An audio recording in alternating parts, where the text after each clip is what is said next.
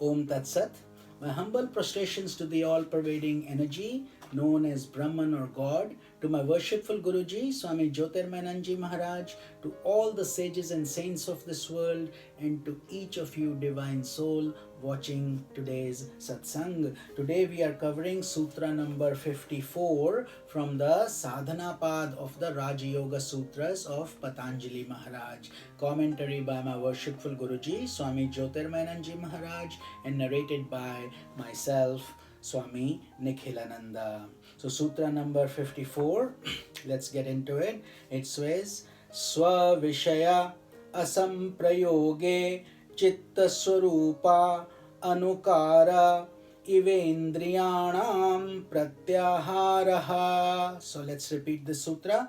Svavishaya asamprayoge chitta swarupa anukara Ivendriyanam pratyaharaha. So Swavishya means own respective objects. Asamprayoge being detached from. Chitta is Chitta Swarupa Anukarana Iva. It's one word. Following the one line because they follow a context. It says following the nature of the Chitta. Chitta Swarupa Anukarana Iva Indriyanam of the senses. Pratyaharaha, this is called pratyahara or withdrawal of the senses. So the example of the turtle is always used. Just like a turtle that has its neck and feet outside when it's walking, and yet the minute it senses any danger, it becomes like a shell. And if it's in the rocks, it's even hard to tell that there's a turtle there. It looks just like the rock. Therefore, the same thing is guided here, that we have to learn how to withdraw the senses from their sense objects. It's actually a very fundamental requirement for us to grow in this field if we are to advance as yogis and to have deeper meditative experiences. Because in Raja Yoga, so the meaning is when the senses are detached from their respective objects and become as if of the nature of the chitta, it is called pratyahara. So pratyahara or control of senses is where the senses become passive and calm. And it's not such an easy exercise, as we all know, that senses are agitated by stimulants, by external objects of outside. So in Raja Yoga, the term Indriyas are how many? 11 total. We have covered this before, but I will give you a quick refresher also. There are 5 senses of perception, 5 organs of action, and 1 mind. So these are the 11 that constantly keep us bound in the world process. And the 5 senses of perception: sight, sound, smell, touch, and taste. So those are the 5. And then the organs of action are your voice, your hands, your feet, and your 2 organs, organ of generation and organ of excretion. And then finally the 11th is the mind itself, mind. So those are the 11 indriyas, and these emerged out of the ego principle, or called the ahankara tattva, and that arose out of the cosmic mind.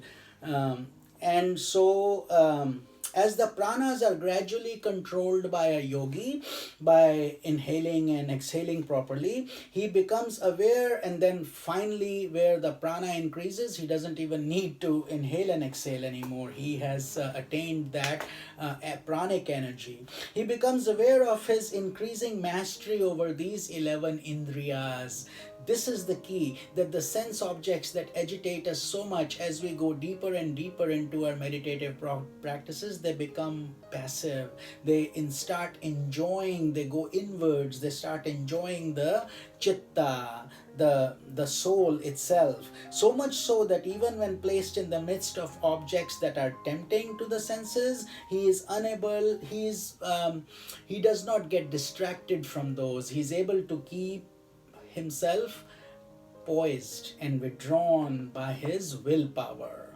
So therefore, this is the objective that we are trying to get to if we are really wanting to be serious sadhaks or spiritual aspirants.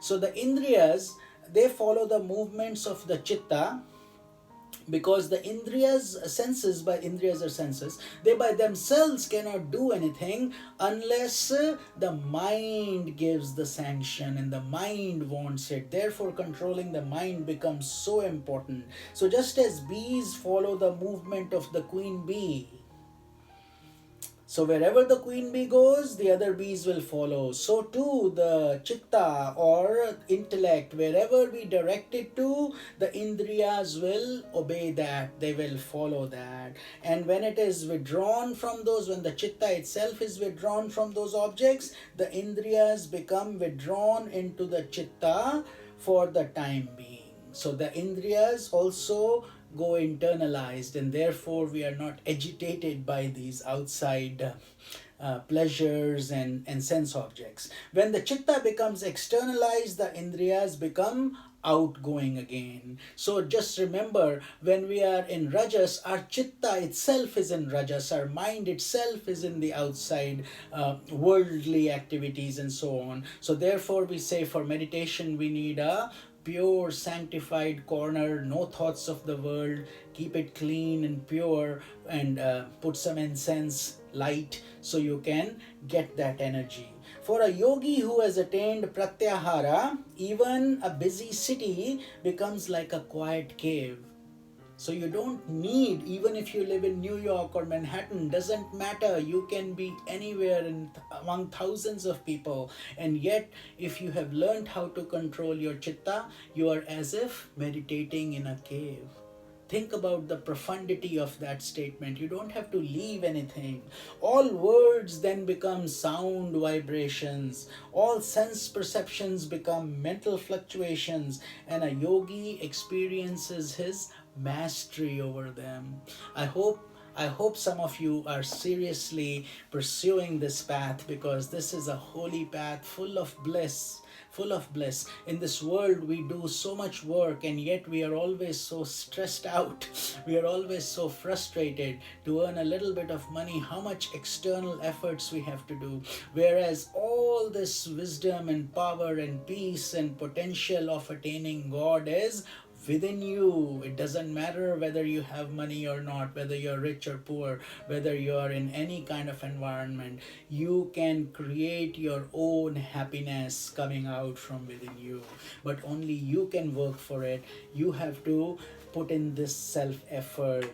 And I'm hoping that these lessons that I have been doing consistently for such a long time, with love and compassion for humanity, and to follow my guru's guidance of doing jnana yagya, are helping some of you. Even if a few of you are helped, and I know you are, by your love and affection that you are sharing with me through your comments, I feel deeply humbled, very thankful to my Gurudev, and I am his humble servant. I just want to be a dust particle of his lotus feet, because he is a fully illumined saint, and through his blessings I know we all also can achieve that same sense of mukti, self-realization, liberation, that we are walking on that holy journey. The only important thing to do here is to be totally sincere and to have intense amounts of patience. So with this we have covered Sutra number 54,